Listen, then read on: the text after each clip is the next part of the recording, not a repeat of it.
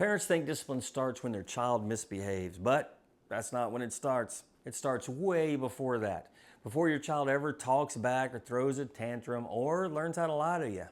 Discipline starts the moment that you have a child, when they're just a baby. Admit it, when you became a parent, you didn't have any idea what you were doing, did you? Nobody does. Your child teaches you before you teach them. Now, every parent knows this, they just never called it discipline. Today, I'm going to show you where discipline actually starts. When your child's wants first conflict with what you want for your child, and how the decision you make in that moment begins setting the direction for everything that follows. Now, my name is Scott. I taught martial arts for 35 years. I have worked with thousands of kids. I raised 3 kids of my own starting at age 19. I'm just sharing with you what I saw, what I did. So let's get into it. Now, most people think they're in charge from the very first day, but they're not really in charge. The baby is. I mean, think about it. The baby cries and you jump. Now, why do you do that? Because you don't know what the baby's trying to tell you.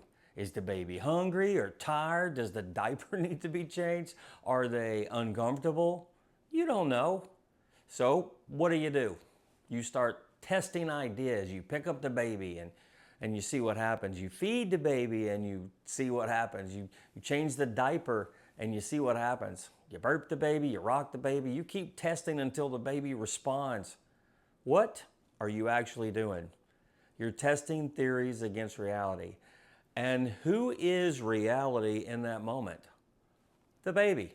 The baby responds and you learn. The baby just taught you. Now, it wasn't intentional, but the baby is the only source of truth in that moment and you're the student. That is discipline. Discipline means to learn or be taught. Now, long before you ever teach your child anything, your child is teaching you. They're teaching you how to communicate, what each cry means, what works, what doesn't, what comforts them, what doesn't comfort them. Both of you are learning at the same time. Teaching is never one-sided. It always goes both ways. Now, for a while, parent and child are moving toward the same objective. The baby has needs, and you learn how to meet those needs. There isn't a conflict. You're both trying to accomplish the same exact thing. But eventually, something changes. Your child stops having only needs, and they begin developing wants. And that's where the real story begins. Now, most parents think that crying changes, but it doesn't. What changes is what the crying's for. Now, in the beginning, every cry means the same thing. I need something. I'm hungry. I'm tired. I'm uncomfortable. My diaper needs changing. And you respond. That need gets met. Everybody's happy. But at some point, and every parent has experienced this, you know your child is not hungry. You know the diaper's clean. You know they're not tired. They're not uncomfortable. Nothing's really wrong, but they're still crying. Why? Because now they want something. And that's the separation. That's what most people or most parents miss. The crying looks exactly the same. The sound is the same. The face is the same. The urgency is the same. But the function changed. Your child's no longer communicating a need. They're pursuing a want. And they're watching you to see what happens next. This is the moment most parents never recognize because it doesn't look like a moment. It just looks like a Tuesday. It looks like your child's reaching for something that they can't have. Crying because you said no. Wanting a toy, wanting a cookie, wanting to touch the electric outlet. It feels small and it's ordinary, but this is the first time you and your child want different things. Your child wants what feels good right now, and you want what protects them. Your child wants a cookie. You want self-control. Your child wants to play in the street. You want physical safety. Your child wants to stay up late at night, and you want what's best for tomorrow morning. You're no longer moving toward the same objective. Not because anybody did anything wrong, because your child grew. They developed the ability to want. And from this moment forward, every interaction has the potential to become a battle of wants. And how you respond the very first time starts teaching your child how the world works. Now, most parents think this moment is small, but it's not. This is the first real pivot point in parenting, because this is the first time what your child wants collides with what you want for your child. And whatever happens next becomes the first precedent, not just for your child, but for you too. Both of you are learning. Your child is learning what happens when they push, and you're learning what kind of parent you're going to be. Let me show you what I mean. My first kid, uh, he was about 10 or 12 months old. His crib was in our bedroom. In the middle of the night, I hear a thump and then a little whine. Now, by the time me and my wife sat up, he was almost to our bed.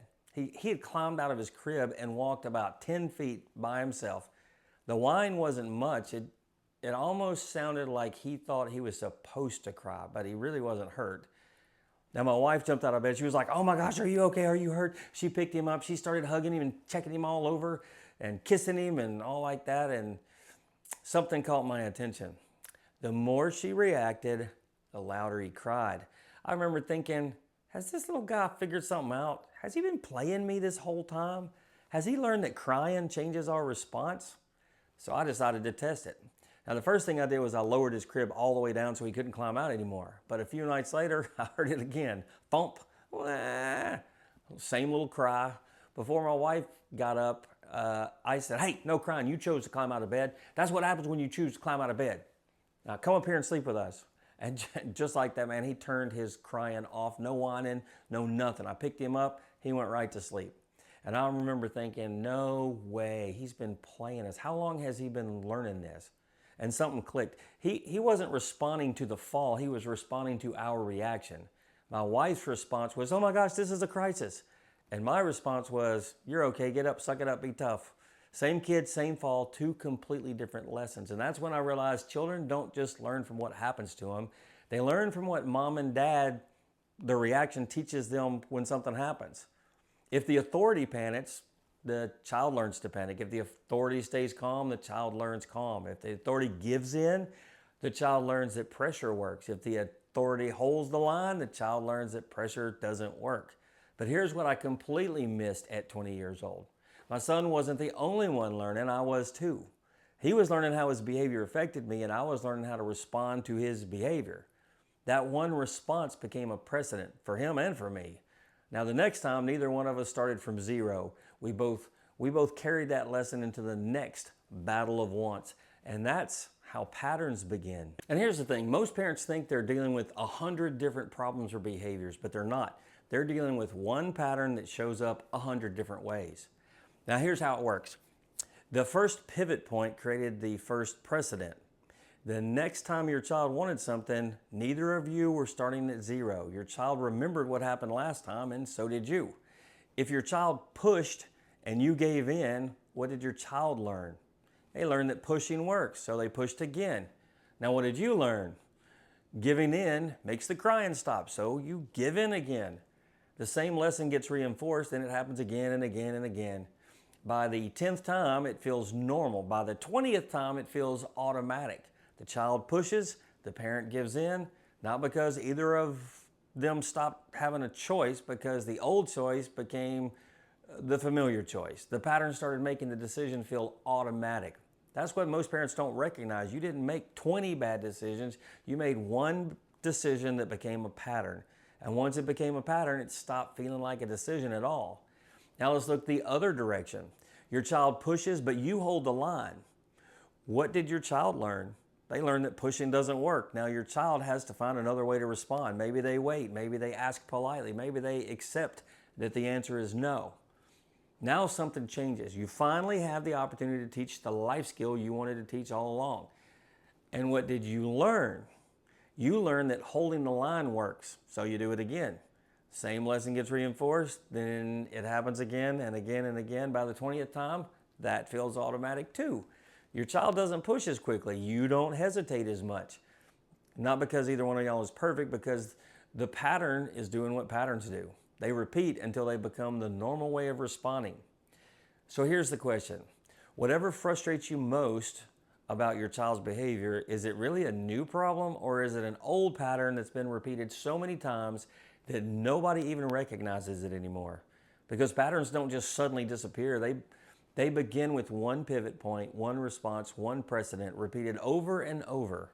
The good news is that patterns can be changed.